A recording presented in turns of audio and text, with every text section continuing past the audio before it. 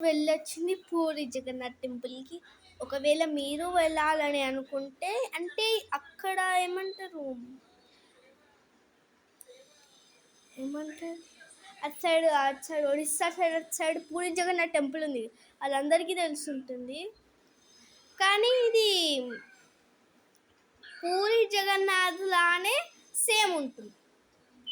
ఇది బొల్లారం అనమాట. ఐడిఏ బొల్లారం. మీరు ఒకవేళ వెళ్ళారంటే నేనైతే పటాన్‌చెరులో ఉన్నాను ఇప్పుడు. పటాన్‌చెరు నుంచి మీరు ఆటో బుక్ చేసుకోవచ్చు, లేకపోతే క్యాబ్ బుక్ చేసుకోవచ్చు.